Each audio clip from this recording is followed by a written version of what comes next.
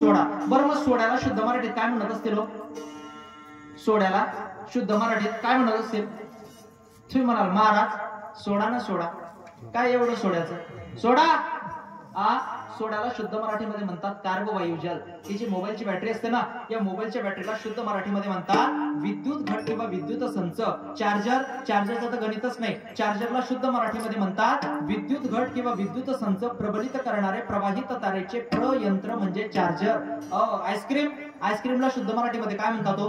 दुग्ध शर्करा युक्त शीत कपाटामध्ये घट्टत्व प्राप्त करणारा गोल गोल गट्टू पदार्थ मीन्स आईस्क्रीम.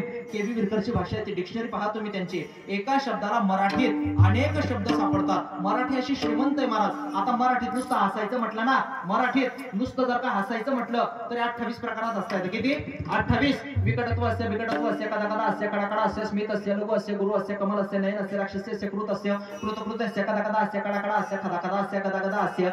इंग्रजी म्हटले का थोडी भीक मागणारी भाषा आहे. स्माईल, गालात त्या गालात लाफिंग, कोलगेटची जाहिरात, याच्या पलीकडे तुम्हाला तिसरा शब्द इंग्रजीत सापडणारच नाही. पण मराठीत असं नाही. मराठी अशी श्रीमंत आहे. मग ऐका, जो तो ज्याच्या त्याच्या परीने शब्द वापरत असतो. मग त्या वडिलांनी त्या पोराला दुग्ध धोरणाचा कार्यक्रम सांगितला. पोरगा मजबूत होता, जिमला जात होता, व्यायाम करत होता, कसरत करत होता. 4 पोरांगावर येऊ देत नव्हता. माझ्यासारखे इतका मजबूत पोरगा की 4 पोरांगावर येऊ देत नाही. त्या पोराने त्या गाईच्या दुधाची धार काढल्यानंतर त्या गाईचं 1.5 महिन्याचं वासरू त्याला अख्ख्या गरताड गावामध्ये सापडत नाही. हतबल झालं ते. जसा एवढा मोठा माणूस एवढ्या छोट्याशा वासरा पुढे हतबल होतो, तसं एवढं मोठं शरीर एवढ्या छोट्याशा मनापुढे हतबल होतं. मी काय करू देवा? न होय निग्रह. होत नाही का निग्रह? होत नाही. का होत नाही? कारण निग्रहावर एक ग्रह, त्याचं नाव आहे अनुग्रह. म्हणून ज्याच्यावर देवाचा अनुग्रह त्यालाच करता येतो निग्रह. विठ्ठल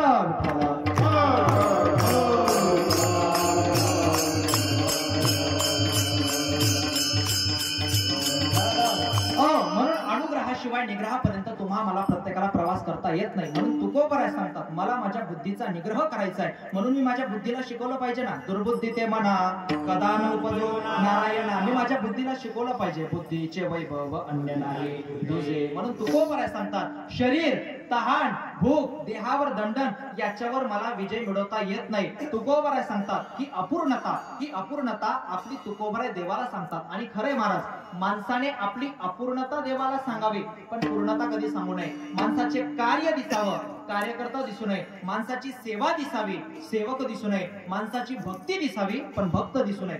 सेवा दिसावी, सेवक दिसू नये. काय कोण असेल मला माहिती नाही. आम्ही सकाळी 3ला उठतो. 3ला उठायच्या अगोदर आमच्या आश्रमाच्या बाहेर सडा संमार्जन केलेलं असतं. आम्ही गंगेवरून स्नान करून येत नाही तोपर्यंत आमच्या पूजेकरता फुलं आणलेली असतात, हार तयार केलेले असतात. कोण करत असेल 1 दिवस, 2 दिवस, 4 दिवस, 10 दिवस, महिन्यापुरती, चातुर्मास, 1 वर्ष, 2 वर्ष, 4 वर्ष, 10 वर्ष नाही हो, हजारो वर्ष कोण करत असेल तपास करावा लागेल. आणि तपास केला जातो. शबर कुलातली भिल्ल समाजाची एक कन्या, तिचं नाव आहे शबरी. शबरीची सेवा दिसते पण शबरी दिसत नाही. आणि महाराज परमार्थ याचाच आहे, सेवा दिसावी, सेवक दिसू नये. भक्ती दिसावी, भक्त दिसू नये. त्या शबरीला मग त्या साधू महाराजांनी सांगितलं की म्हणे जा, असा एक दिवस येईल की जगाचा बाप राम तुझ्या घरी येतील. ऐसा करके घरावे राम तुझ्या घरी येतील. आणि आपल्या वारकऱ्यांमध्ये महाराज असा एक प्रघास सांगितला जातो की शबरीची उष्टी बोरं रामाने खाल्ली.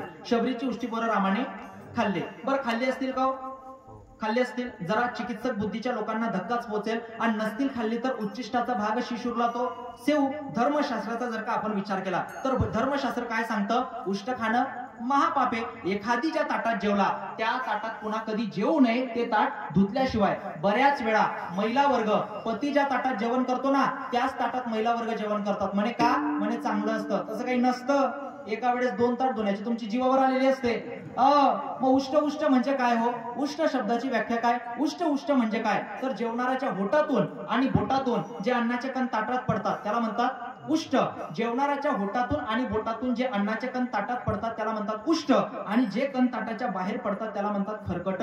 ऐका, आमचे ज्ञानोबाराय, तुकोबाराय आदी करून सगळे संत महात्मे भक्तीच्या ताटावर ब्रह्मरसाचं जेवण करत होते. आमचे ज्ञानोबाराय, तुकोबाराय आदी करून सगळे संत महात्मे हे भक्तीच्या ताटावर ब्रह्मरसाचं जेवण करत होते. तेव्हा त्यांच्या होटातनं जे अभंग बाहेर पडले ते बोटाने लिहिले गेले. ते अभंग आम्ही या कीर्तनातनं वापरत असतो. उच्चिष्टाचा भाग शिशुरला तो सेवू. उच्चिष्ट शब्दाची व्याख्या ही आहे, उच्चिष्ट शब्दाचा भाव आहे. मग शबरीची उष्टी बरोबर रामाने खाल्ली असतील का?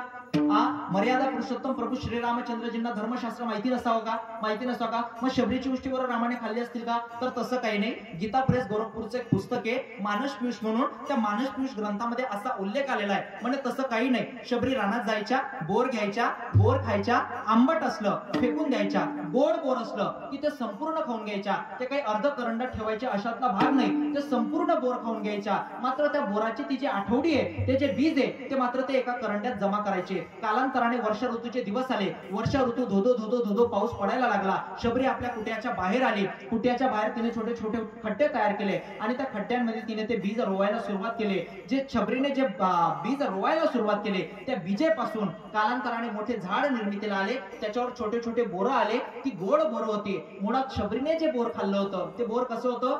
गोड होतं. आणि त्या बोराची आठवडी सुद्धा कशी होती?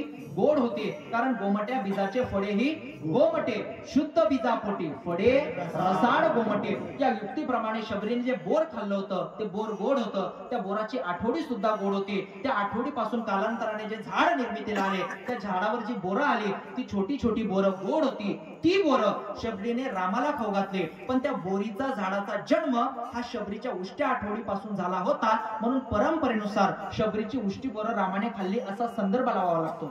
सेवा दिसावी सेवक दिसू नये, भक्ती दिसावी भक्त दिसू नये. तुकोबरा सांगतात, माझी अपूर्णता आहे ना की मला माझ्या देहावर दंडन